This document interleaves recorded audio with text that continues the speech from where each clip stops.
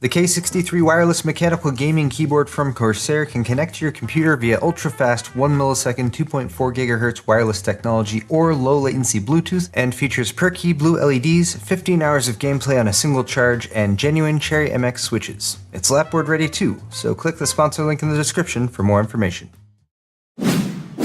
Excellent!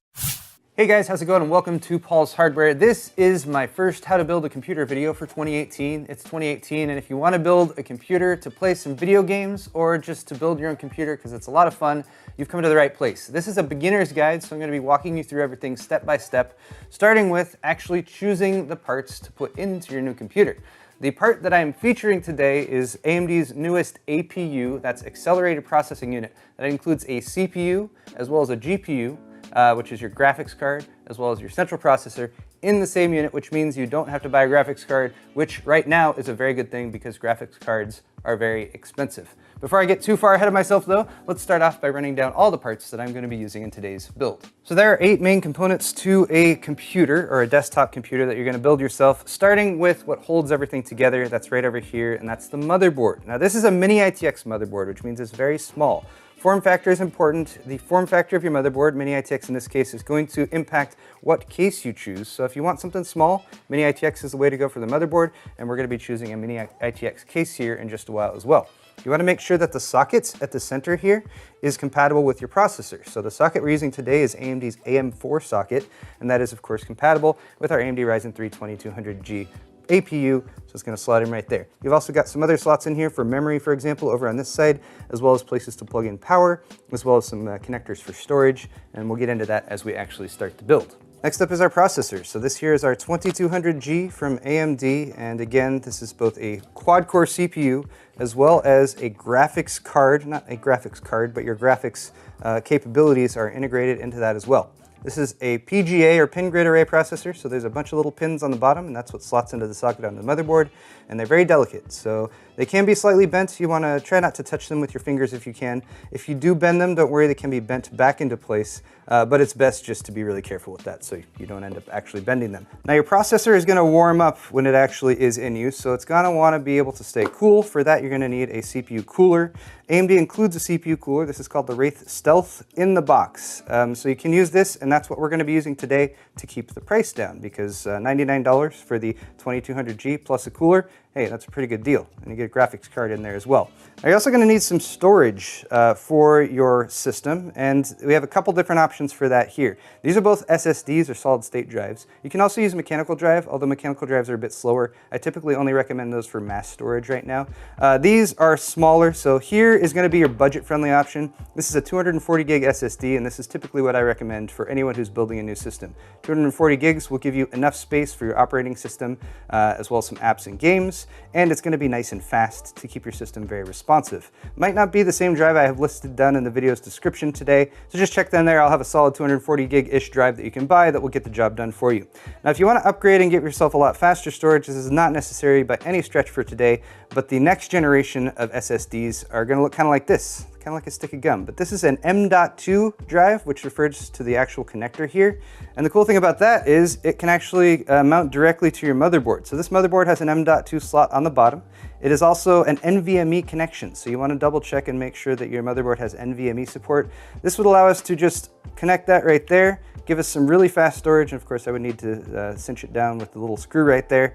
But these are of course much more expensive. So if you're just trying to get yourself up and running, you're not going to suffer too much, or in fact at all really, when it comes to practical performance by going with a more normal SATA SSD like this one, but just wanted to point out that M.2 drives are an option as well. Next up is going to be memory, and the memory that we're using today was specifically chosen so it can be compatible with our APU and our motherboard. So my recommendation for memory is, first off, brace yourself, because memory prices, just like GPU prices, are very high right now. It might be expensive for you to get your memory, but double check the compatibility support list from your motherboard manufacturer, and then choose memory that's 2933 as far as the speed goes, or faster. This is 3200 speed, but since your graphics is going to be using this memory as well, you want to make sure you have at least decent speed there. 2933 is kind of my starting off points.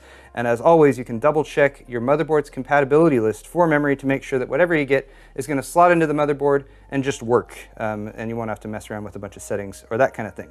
So that's 4 of our main components: motherboard, CPU, storage, memory. The remaining 3 are graphics card, case, and power supply. So for graphics card, I have one right here. It is a Vega 56, and let me just tell you guys that graphics card prices are really expensive right now. But that is why we're not gonna be using one in today's build, and that is one of the advantages that you get with an APU. Now, you're not gonna get the same amount of graphics card performance out of the APU as you would with a discrete graphics card, but the nice thing is you can use this system for now and then wait. And once graphics card prices hopefully come down, you've got a PCI Express by 16 slot down here at the bottom. You can buy a graphics card, slot it into this motherboard, and that is what we call an upgrade path. Now, the last 2 components are power supply and case, and I saved them for last. One, because they tend to have a little bit less of an impact on the actual performance of your system. So any reasonable power supply is going to be 80+ bronze rated or better, and there's lots of options out there. I believe the one we're going to be using today is an EVGA. This is an older one, so I'm just using that for an example. And then the last thing we're missing is a case. So like I already mentioned, Mini ITX is the form factor of our motherboard. We want a Mini ITX case to go along with that. And a case is where you can really kind of make your choice when it comes to aesthetics, because cases often are an aesthetic choice. People choose cases that they think look pretty if they're going to have their computer up on their desk or something like that. It should also be functional enough, so it should have airflow. And I think for today, I'm going to do things a little bit differently. We're going to take a quick field trip over to Fry's, and I'm going to see what Mini ITX cases they have there, and I'll pick one that I think looks good. Case in point, we decided to quickly stop and check the graphics card supply here at Fry's, and it looks like they're pretty much sold out. The 1080 Ti's would be down there for about $1,000. Here's where they're selling GTX 1060s for $400. And down here we have a few GT 730s and a GT 1030 that are in stock. So if you're looking for a mid-range or high-end graphics card, they're really nowhere to be found right now, which is why an APU is actually a pretty good choice. Hopefully, prices will drop at some point in the future.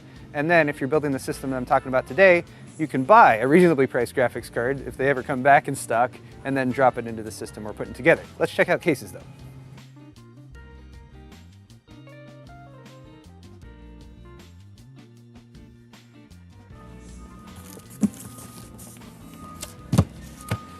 This is the Core V1, and it is a Mini ITX case, and I have actually never built in it. So I think this will get the job done. All right, guys, we're back from Fry's. We had some lunch, and now we're ready to build. So the case we decided on was the Core V1. This is from Thermaltake. It's a $50 case, and it was actually one of the only Mini ITX cases that they had there at Fry's. There were a few other ones, but they were crappy, so this is the one we decided on. Parts list, of course, is in the video's description again, and I've gone ahead and taken everything here and priced everything, and if you exclude the memory, the parts list we're looking at right now is about $365. Now the memory, if you get a 16 gig kit and you want fast memory and you want something that's compatible with Ryzen, is going to cost about $200 right now, which is pretty expensive. You can get a single 8 gig stick instead, which will sort of tide you over. You can get by for about $100. So ultimately, this entire system build is going to cost you somewhere between $475 and $575, depending on how much memory you put in it. Beyond the memory though, we also have a power supply, of course. I've just gone with the Cooler Master V650. In the parts list, I've actually chosen a 550 watt 80+ bronze rated power supply from Corsair. That's about $50.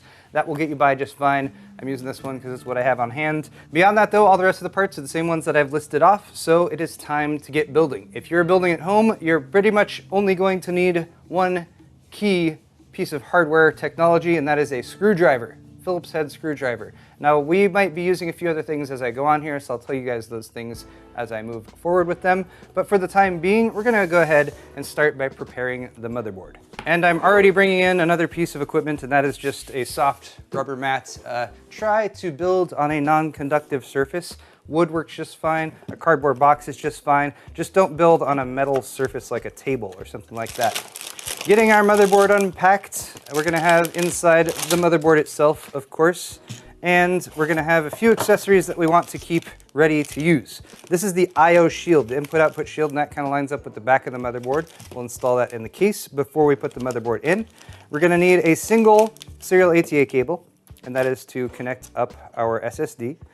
And then we're also going to need the Wi-Fi adapter. Since this motherboard includes Wi-Fi, this is the antenna, and that's just so once we actually get the system up and running, we can connect that up. In order to connect it to Wi-Fi, download Windows and Windows updates and all that good stuff.